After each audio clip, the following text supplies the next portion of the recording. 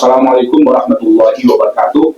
Pasca pelantikan pengurus pusat Ikatan Ahli Ekonomi Islam periode 2025-2030, seluruh pengurus sudah melakukan rapat kerja nasional di Hotel Ritz-Carlton dan sudah menampung sejumlah usulan-usulan untuk kegiatan program IAEI sampai 5 tahun ke depan.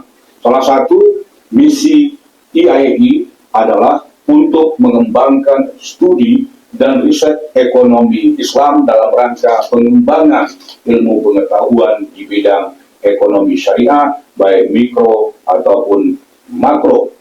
Program lainnya yang dikembangkan oleh Ikatan Ahli Ekonomi Islam adalah berupaya untuk menerapkan ekonomi syariah di Indonesia dalam segala aspeknya, baik aspek bank dan keuangan, kemudian sosial ekonomi seperti zakat dan wakaf, serta instrumen sosial lainnya.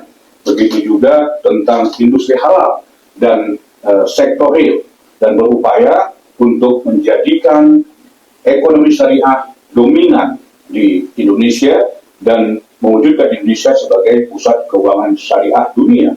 Tetapi tantangan kita cukup besar, karena aset industri keuangan syariah masih berada di bawah 5%.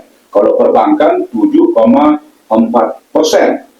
Yang cukup besar itu adalah suku yang lebih dari 12%. Karena peranan pemerintah cukup besar dalam mendorong pertumbuhan suku, ya, yang di dalam konvensional disebut dengan obligasi.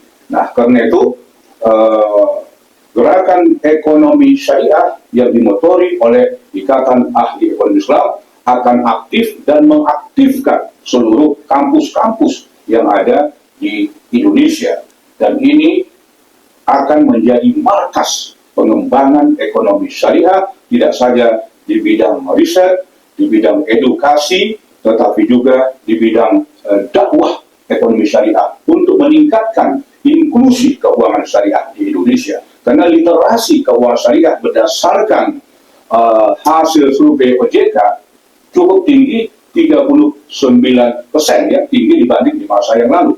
Tetapi inklusinya hanya 12%. Karena itu perlu upaya dakwah kepada seluruh masyarakat muslim di Indonesia yang pesantrennya saja berjumlah 34.000.